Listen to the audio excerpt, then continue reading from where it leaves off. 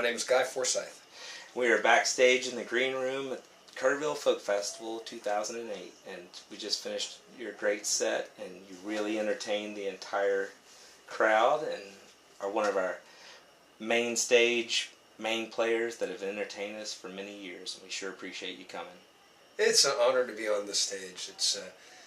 There is a wonderful chain of artists that have been a part of the folk festival. So it's great to be a part of it, and it's a real honor to get to play the closing show on a Saturday night. You know, that's wonderful. Definitely, and it's a true tribute to what a outstanding musician you are, and we are very blessed to have you.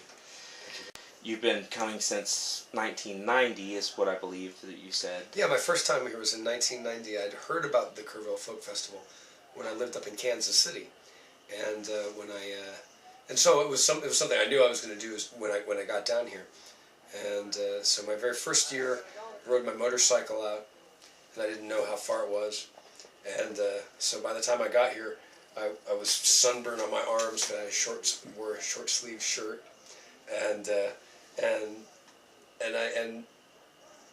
instantly found lots of people here that I already knew, and played music and ate some food that somebody cooked at a camp around a campfire or something like that, and got food poisoning. And I spent my first night at Kerrville blowing both barrels in the shower, just like miserable. Oh, it was awful. And I felt better the next day, but I was just limping the whole next day. So somebody let me use their hammock, and I just the next day I was just like, But it didn't stop me from coming back. And the scene around the campfires is unique. You have probably the highest density of musicians per capita, per square mile here of just about anywhere that I've ever been, and it's different than like a bluegrass festival, because most of the people here are songwriters. So the thing that's king here is the song. It's about storytelling, and you just turn around and there's somebody there playing and singing a guitar who you could stay and listen to all night, who might have a trick bag of 50, 60 songs that they've written. And so you get a couple of these songwriters in a circle where they're sort of passing the conch shell around, figuratively, and passing bottles and other substances around as well.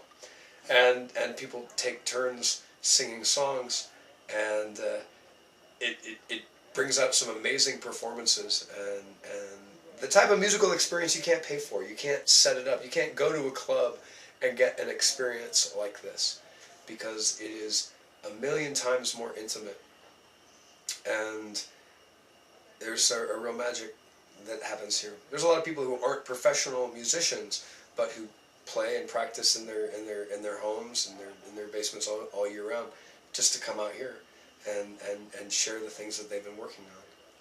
Completely agree. And you mentioned the magic. What's one of the most magical things that you've seen transpire out here? Well, I'm trying to remember who had this bus. It was in the middle of the meadow, and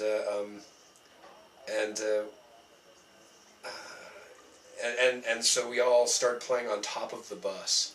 We all climbed up on top of the bus, and there was full moon, low, fast-moving clouds, but sparse, just like whipping past. And so it felt like we were on a ship or something like that on top of this bus. And it wasn't even a weekend night. It was like a Wednesday night. So there wasn't the full carnival that happens on the weekend nights, because the festival really fills up on the weekends. So it was pretty intimate, and most of the people were folks who came and staged. They did for the majority of the festival, and it was just otherworldly. You know, it was a perfect night. The temperature was perfect. The visuals were perfect. Definitely, we understand that as well, and we also one of our main topics has been, again, the things that happen in the campground, and you are one of the people who have come out and actually camped out on the ranch for many, many nights. How many nights do you think you've spent out on the ranch? Oh, probably I'm sure I've spent 30 nights out at the ranch. You know, a good solid month, but not always in, you know, like, but I'm a professional musician and I work a lot, so it's not always easy for me. I haven't ever been able to stay the whole festival, which is something I'd really like to do.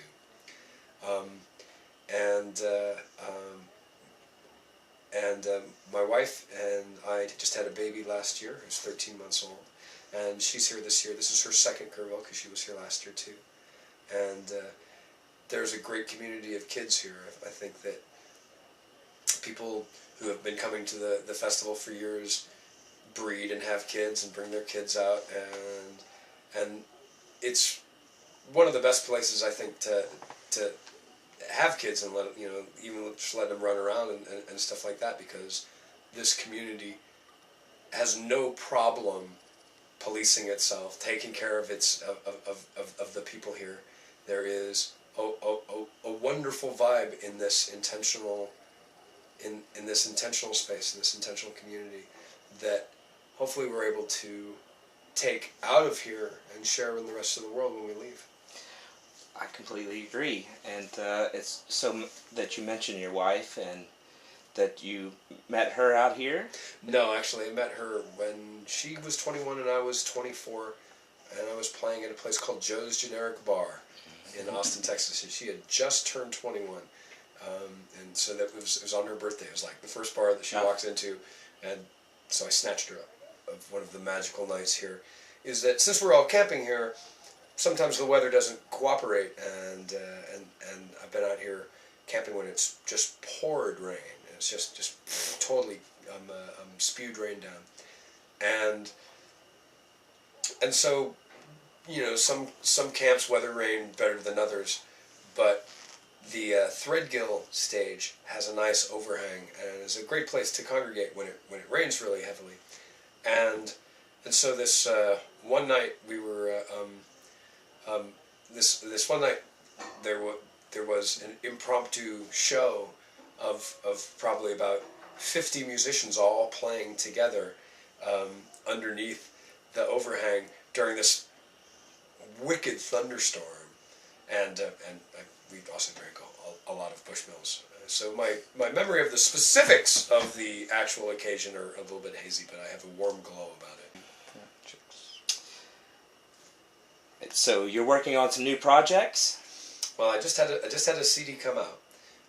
We just released a new CD called Calico Girl, and we're touring this summer. We'll go up in July. We'll go up to Canada. We'll do the Chicago American Music Festival, and then we'll do the Ottawa Blues Festival, and come back through the East Coast, do some gigs in New York and Vermont and Boston and DC, and then come back through the central U.S. and play my hometown of Kansas City, and do the House of Blues in Dallas on the way back. So that's what we're looking at right now. So we have a record out, and so we're going to tour this record, and we'll be going back into the studio this fall, and then who knows? You know, it's always exciting for me, because I don't know exactly what a record's going to be like before we start, because so much of it is the process. You know, it's an uncovering. Absolutely. Well, we sure appreciate you coming and entertaining, and you have a website? Oh, we have the best website. In fact, the absolute best website ever created by man. And it's guyforsyth.com, GUYFORSYTH.com. And we just launched the website, corresponding with the launch of the record. And we had a lot of fun doing the website. I figured if someone is going on the web, looking up a musician's website, they're looking to be entertained. So give them a website that'll entertain them. You know, should have information available, so if people want to find dates and stuff like that. But most important, it's got to be enjoyable. Definitely. Well, we definitely enjoy you and appreciate you joining us. And we'll have all your links through our MySpace, and we look forward to seeing you again real soon. Thank you very much. Cheers.